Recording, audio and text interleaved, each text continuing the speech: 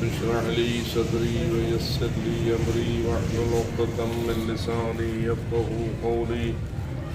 أعوذ بالله من الشيطان اللعين الرجيم. بسم الله الرحمن الرحيم.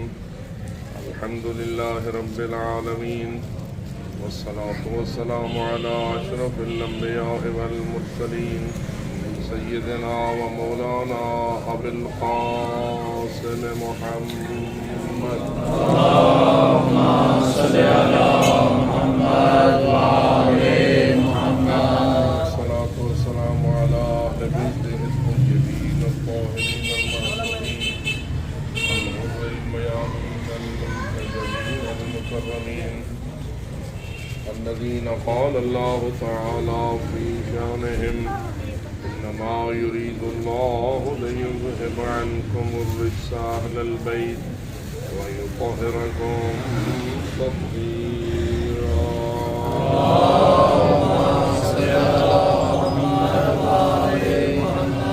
ورحمة الله على أحبابهم وأصحابهم وشيعتهم ومواليهم أجمعين، ولعنة الله على أعدائهم ملعونين.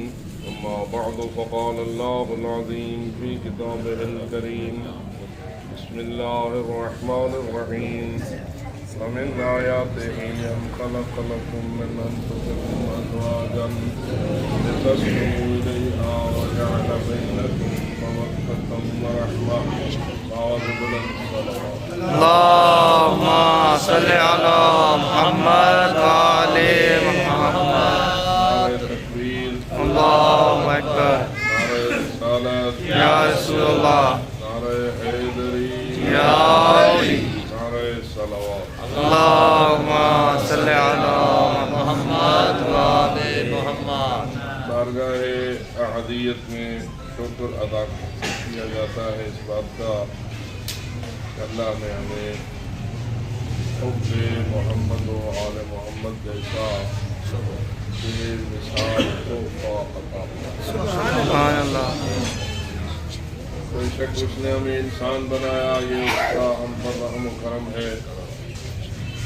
وہ فرماتا ہے: وَلَقَدْ كَرَّمْنَا بَنِي آدَم. ہم نے بنی آدم کو عزت عطا کی. فرماتا ہے: لَقَدْ خَلَقْنَا الْإِنسَانَ فِي أَحْسَنِ تَقْوِيمٍ.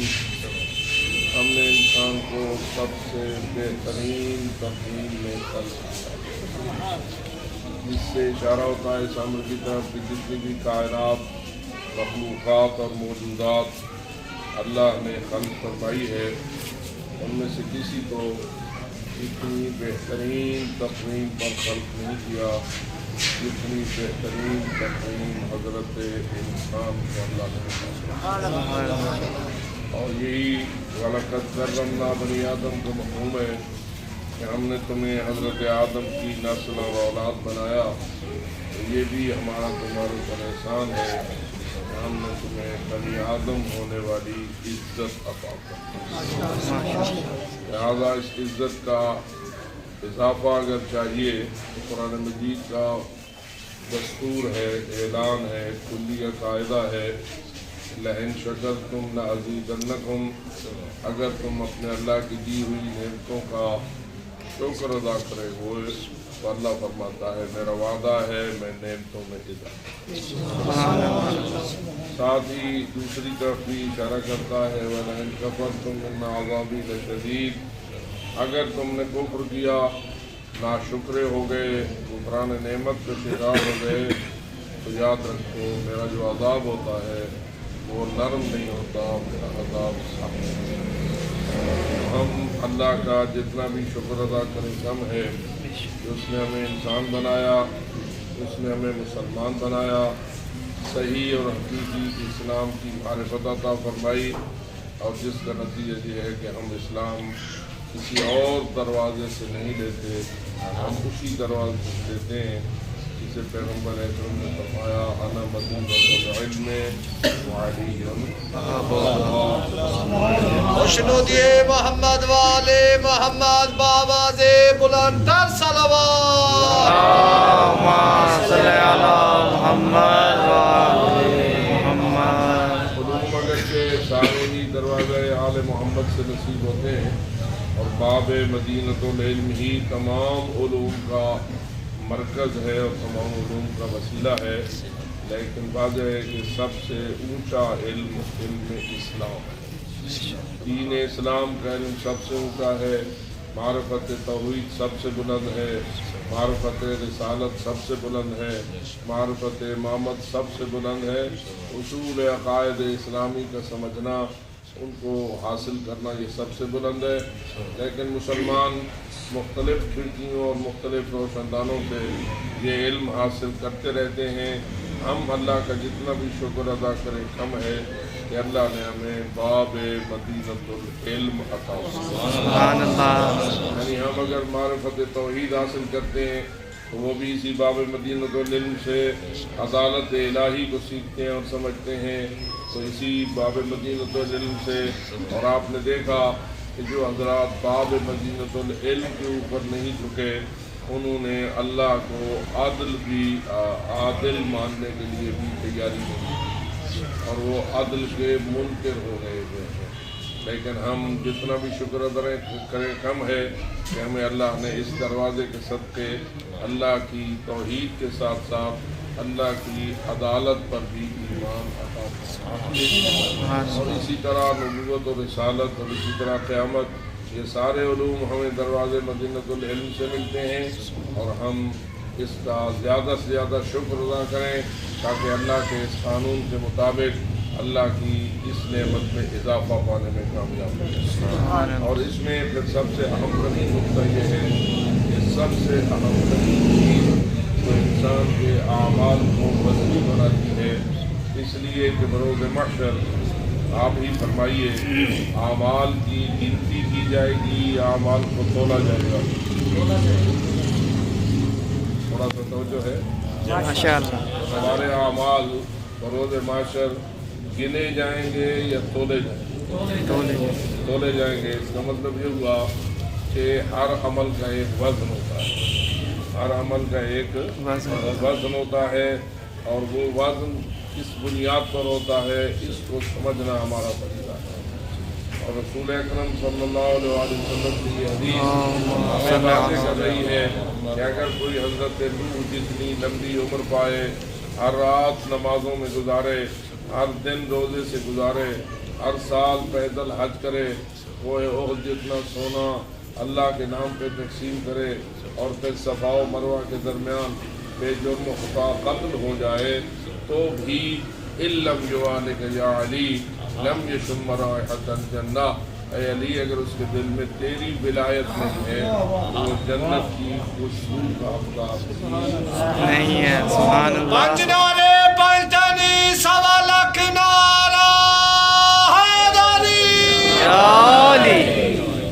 واضح ہے کہ یہ رسول اکرم کا فرمان ہمیں بتا رہا ہے کہ نماز ہو یا روزہ، حج ہو یا سخاوت و زکوٰۃ، یا کوئی بھی نیک عمل ہو، کوئی بھی عمل خیر ہو، اس کو اس وقت تک وزن نہیں ملتا جب تک عمل کرنے والے کے قلب میں ولایت علی کا نور موجود ہو۔ تو اس لیے ہم اللہ کا کتنا شکر ادا کریں کہ لوگ اس ولایت علی کے نور سے بالکل خالی ہیں، اور ہمیں اللہ نے یہ ولایت ماں کے دودھ میں عطا فرمائی۔ ابتدا سے ولایت علی پر ایمان رکھتے ہیں، اور ہمارا فریضہ ہے کہ اس ولایت علی کو مزید ترقی دیں، اس ولایت آل محمد کو مزید بلند کریں، اس لیے کہ اللہ نے فرمایا ہے لئن شکرتم لأزیدنکم، اگر تم شکر کرو گے تو میں نعمت میں اضافہ کروں گا۔ تو کیا رزق کا شکر ادا کر کے بندہ رزق میں اضافہ کرے، یا ولایت علی کا شکر ادا کر کے ولایت علی میں اضافہ؟ ویسے تو ہر چیز، ہر نعمت میں اضافہ کا وعدہ ہے اللہ کا، لیکن انسان کی توجہ رزق کی طرف، جائیدادوں کی طرف، پیسوں کی طرف، سونے اور چاندی کی طرف، اور دیگر دنیاوی جو اموال ہوتے ہیں اور متاع ہوتی ہے اس کی طرف زیادہ جاتی ہے۔ لیکن ہم شیعہ یہ سمجھتے ہیں کہ ہمیں مال و دولت کی اتنی ضرورت نہیں ہے جتنی ولایت آل محمد کی جس جس کو یہ سونا ملا ہوا ہے وہ بعد بلند صلوات اللہم صلی علی محمد وآل محمد. میں سمجھتا ہوں کہ آپ کا آج مثلا اس محفل نکاح کا اس امام بارگاہ میں منعقد کرنا اور یہاں جمع ہونا یہ بھی ایک لحاظ سے ولایت علی کا اظہار ہے، یعنی محبت آل محمد کا اظہار ہے. لوگوں کے نکاح پتہ نہیں کہاں کہاں ہوتے ہیں، کیسے کیسے ہوتے ہیں، کس انداز سے ہوتے ہیں، تو کیا ان کی روش ہوتی ہے، کیا ان کی کیفیت ہوتی ہے. یعنی میں اتنا ہی کہہ سکتا ہوں کہ لوگوں کے نکاحوں اور شادیوں کی رسموں میں شیطان راضی ہوتا ہے اور تم اپنی نکاح کی رسم میں رب رحمان کو راضی. سبحان اللہ. خوشنودی محمد والے محمد بآواز بلند تر صلوات. اللہم صلی علی محمد وآل محمد. میں اکثر طاقت اب کرتا رہتا ہوں. یہ فرمائیے کہ اولاد کون دیتا ہے؟ جی بیٹا کون دیتا ہے؟ بیٹی کون دیتا ہے؟ بیٹے کو جوانی کون دیتا ہے؟ بیٹی کو جوانی کون دیتا ہے؟ ان دو جوانوں کو آپس میں حلال کرنے کی بنیاد کس نے رکھی ہے؟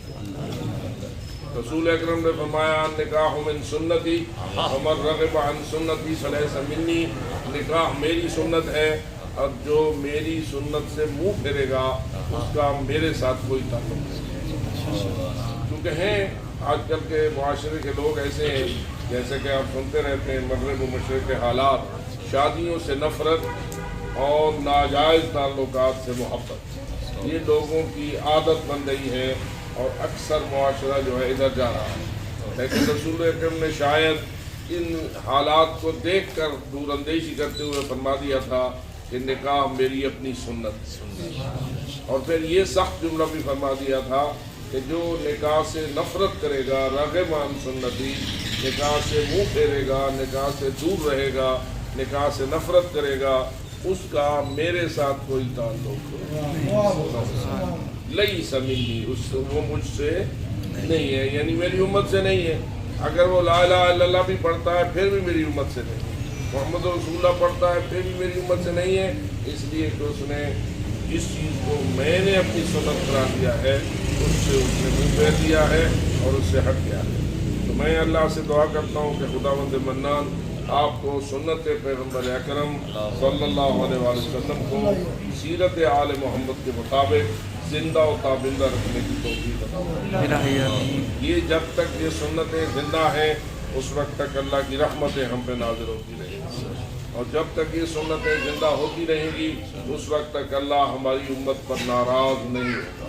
اور اگر سنت نبی کو چھوڑ دیا جائے گا جو سنت محمد کی ہے اور سنت آل محمد کی ہے، تو یہ یقیناً پھر جو بندہ محمد و آل محمد کو چھوڑ دے پھر بتائیے اس پر اللہ کبھی راضی ہو سکتا ہے؟ اللہ کی ناراضگی اسی بنیاد پر ہوتی ہے. تو میں یہ سمجھتا ہوں کہ جتنا آج کل کا ماحول انتہائی گھٹیا ہوتا جا رہا ہے اتنا ہی محبان آل محمد پر فرض ہے کہ وہ آل محمد کے قرب کو اور زیادہ روشن کریں، آل محمد کی سنت کو اور زیادہ واضح کریں. فقط یہ نہیں ہے کہ دنیا کی چکاچاند روشنی میں گم ہو جائیں بلکہ وہ محمد و آل محمد کی سیرت جیسے کہ حضرت شاہد امام رضا علیہ السلام کا فرمان ہے، اگر ہمارے کلمات حکیمانہ اور ہمارے علم کے جو معارف ہیں ان کو لوگوں کے سامنے پیش کرو تو ان میں اتنا نور موجود ہے کہ لوگ خود بخود کھنچتے ہوئے نظر آئیں. تو اس لیے ہمیں زیادہ سے زیادہ ضرورت ہے کہ محمد و آل محمد کی سیرت اور ان کے کلمات طیبہ کو پوری کائنات کے سامنے روشن کریں اور اس پہ خود پہلے عمل کریں اور بعد تو دوسروں کو دعوت دیں. اس لیے کہ اللہ فرماتا ہے کبر مقتا عند اللہ ان تقولوا ما لا تفعلون. اللہ سب سے زیادہ ناراض اس بات پر ہوتا ہے کہ تم کہو کچھ اور کرو کچھ اور. تو ہم یہ سمجھتے ہیں کہ شیعان آل محمد کا بہت بڑا کردار ہے اس امر میں کہ وہ لوگوں کے سامنے نور ولایت آل محمد کو روشن کر رہے ہیں، پیش کر رہے ہیں، جس کے مختلف طریقے ہیں. ایک زبان سے روشن کرنا ہوتا ہے، ایک کردار سے روشن کرنا ہوتا ہے. اور میرے خیال میں شاید یہ گوشت کی زبان اتنی مؤثر نہیں ہے جتنی کردار کی زبان. کردار کی زبان میں جھوٹ نہیں بولا جا سکتا. یہ زبان کبھی کبھی جھوٹ بھی بولنے پر آ جاتی ہے. جھوٹ نہیں بولنا چاہیے لیکن یہ زبان کبھی بول لیتی ہے. لیکن جو کردار ہوتا ہے انسان کا وہ کبھی جھوٹ نہیں بولتا اور وہ سچ ہی سچ ہوتا ہے. تو اس لیے ہمیں اپنی سیرت کردار میں آل محمد کے کلمات اور آل محمد کی سیرت کو زیادہ سے زیادہ روشن کرنا چاہیے. اس میں ایک پہلو یہ ہے کہ اللہ کا کلام ہے کہ وَمِنْ آیَاتِهِ أَنْ خَلَقَ لَكُم مِّنْ أَنفُسِكُمْ أَزْوَاجًا. اللہ کی نشانیوں میں سے ایک نشانی یہ ہے کہ اس نے تمہارے ہی نفوس میں سے تمہارے جوڑے بنائے. کیا خیال ہے یہ جوڑے والا سلسلہ جو ہے یہ اللہ کی نشانیوں میں سے کوئی نشانی ہے یا نہیں؟ بے شک جی بے شک. میرے خیال ہے سچے سکھار والے پنج نعرے پنج تانی سوا لاکھ نعرہ حیدری. اگر خاموش ہے تو دین کی پہچان ہے علی. اگر بولے تو لگتا ہے قرآن ہے علی. قرآن ہمیں دیتا ہے دعوت ایمان. ایمان یہ کہتا ہے کہ میری جان ہے علی. پنج نعرے پنج تانی سوا لاکھ نعرہ حیدری. حضرت جناب رسالت مآب صلی اللہ علیہ وسلم اللہم صلی علی محمد اللہ نے قرآن کے فرمان کے مطابق جو ایک بہت بڑی نعمت عطا کی ہے اس کو اللہ نے کوثر سے تعبیر اِنَّا أَعْطَيْنَاكَ. اور وہ بھی ایسے ماحول میں کہ اللہ نے پہلے بیٹے دیے اور وہ بیٹے جلدی جلدی واپس لے دیے. لوگوں نے تانے مارے کہ اب رسول ہم تو رسول کہیں گے کہ اب وہ گود ان کی خالی ہو چکی ہے اور ان کا کوئی وارث نہیں رہا. جس کا نتیجہ کیا نکلے گا کہ جب تک زندہ رہے گا ہمارے آباء و اجداد کے دین کے خلاف تحریک چلائے رکھے گا. جب فوت ہو جائے گا تو کوئی اس کا رہے گا نہیں. لہذا سارا اس کا سلسلہ مانگ پڑ جائے گا اور ہمارے آباء و اجداد کا جو خود پرستی والا دین ہے وہ دوبارہ بحال ہو جائے گا. اب یہ دین کس کا تھا؟ اللہ. دین کس کا ہے؟ بیٹے کون دیتا ہے؟ واپس کون لیتا ہے؟ میں پوچھتا ہوں یا اللہ دین بھی تیرا، رسول بھی تیرا، بیٹے بھی تو دیتا ہے، تو جلدی واپس کیوں لیتا ہے؟ بات سمجھ آئیے میری. اگر وہ بیٹے جو حضرت عطیت الکبریٰ سلام اللہ علیہا سے رسول اکرم کو نصیب ہوئے تھے وہ زندہ رہتے تو ہمارے خیال میں تو سارے ہی سعادات ہوتے اور ان کی نسلیں بھی رسول کی نسلیں ہوتی. لیکن اللہ نے یہ فیصلہ کیا کہ دیا ضرور ہے لیکن واپس لے لیا تاکہ دشمن تانے مارے اور پھر میں ان کو جواب دوں کہ میرا عملی جواب کیا ہے. عملی جواب اللہ نے کیا دیا؟ بجائے 2 بیٹے واپس لے کر 20 دینے کے ایک ایسی بیٹی دے دی جس بیٹی کو پوری کائنات پر فضیلت و افضلیت اور بلکہ ان کو دیتے ہوئے اللہ نے فرمایا اِنَّا أَعْطَيْنَاكَ الْكَوْثَرَ فَصَلِّ لِرَبِّكَ وَانْحَرْ. میرے حبیب یہ اتنی بڑی عظیم نعمت بیٹی کے کوثر کے نام سے میں نے تجھے دی ہے کہ اب تجھ جیسے رسول پر بھی میرا فرض ہے کہ تو نماز بھی پڑھ، شکریہ بھی ادا کر. لے بیٹا بیٹی اور کر کیا؟ شکریہ. خوشنودی محمد والے محمد بآواز بلند صلوات. اللہم صلی علی محمد. لیکن اللہ نے یہ فرما دیا کہ یہ لوگ سمجھتے ہیں کہ بیٹے ہوتے تو تیرا دین زندہ رہتا، بیٹے واپس لے لیے تو تیرا دین زندہ نہ رہے گا. یہ لوگ یہ سمجھتے ہیں جو تجھے ابتر کہتے ہیں.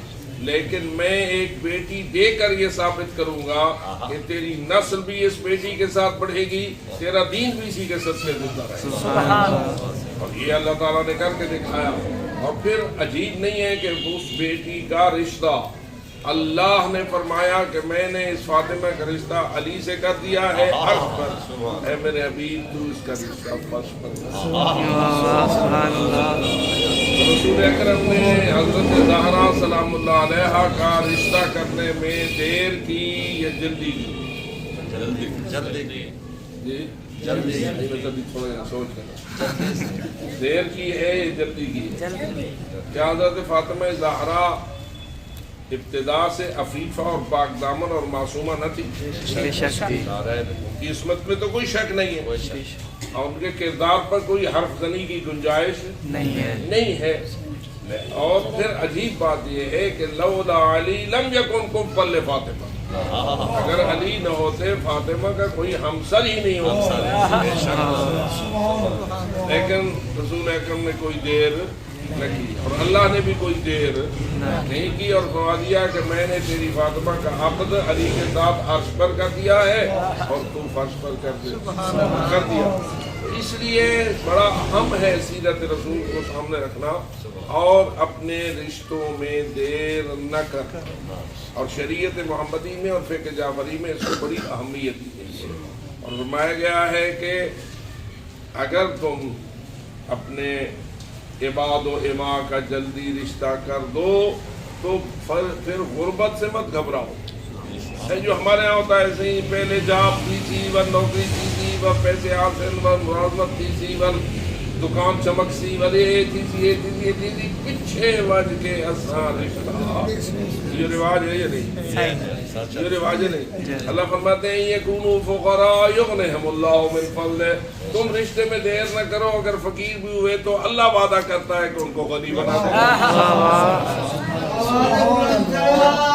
اللہم صلی علی محمد وآل محمد۔ ہمارے تجربے الٹ ہو رہے ہیں، ہونے تو رسول اکرم کے اور اللہ کے فرمان کے مطابق چاہیے تھے، لیکن اور ہمارے ماضی کے بزرگان نے ایسے تجربے کیے ہیں۔ ہمارے آباء و اجداد اوپر والے جو بزرگان ہیں انہوں نے اتنی دیریں نہیں کی، انہوں نے تجربے کیے، لیکن بھوکے وہی کہ نہیں مرے، ان کو اللہ نے رزق دیا۔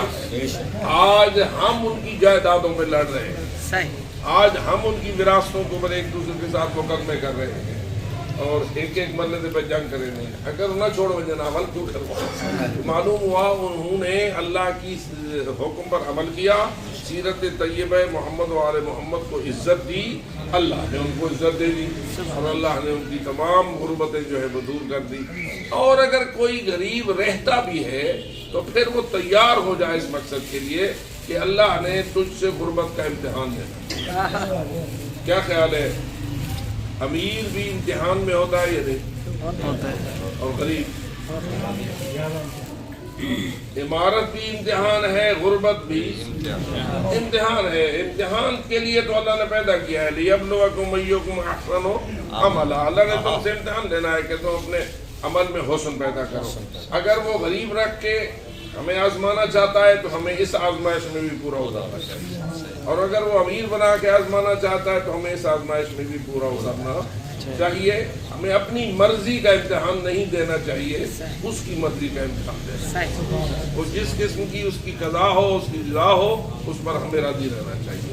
اس لیے فرمایا کہ شرار و موتاکم العظام، اسی حدیث سے بات کو ختم کرتا ہوں، تمہارے جتنے لوگ جنازے اٹھتے ہیں اور اللہ کی طرف جاتے ہیں، آخرت کا سفر اختیار کرتے ہیں، رسول اکرم کا یہ فرمان بڑا عجیب ہے کہ تمہارے ان جنازوں میں سے گھٹیا قسم کی میتیں وہ ہوتی ہیں جو بغیر شادی کے دنیا سے چلے جاتے ہیں،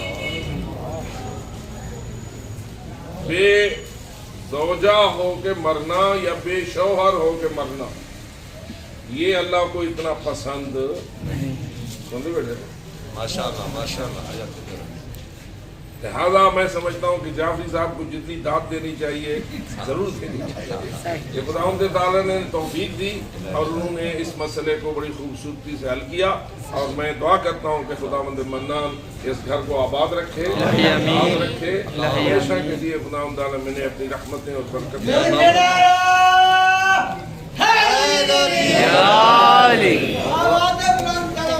اللہم صلی علی محمد۔ سیرت طیبہ کو انسان اپنانا چاہیے اور ہمیں اپنے حالات پر غور کرنا چاہیے. توکل بر خدا سب سے اونچی چیز ہے. وَمَن يَتَوَكَّلْ عَلَى اللَّهِ فَهُوَ حَسْبُهُ. جو اللہ پہ توکل کرتا ہے اللہ اسے کافی ہو جاتا ہے اور اللہ اس کی تمام مشکلات کو حل کر دیتا ہے. میں آپ سے بھی ان تمام برادران اور سب سے التجا کرتا ہوں کہ مل کر دعا کیجیے خداوند تعالیٰ اس نئے گھر کو آباد فرمائے, رحمت و برکت نازل فرمائے, ان کو دنیا و آخرت کی بہتری سے سرفراز کرے اور ان کو برکتیں ہی برکتیں نصیب فرمائے. صدقہ اس مہینے کا بہت سارے ائمہ خدا علیہ الصلوۃ والسلام کی ولادت کا مہینہ ہے اور بہت ساری ہستیوں کی میلاد کا مہینہ ہے, اور صدقہ آنے والے مہینے کا جو اللہ کا سب سے پیارا مہینہ ہے شعبان و رمضان کا صدقہ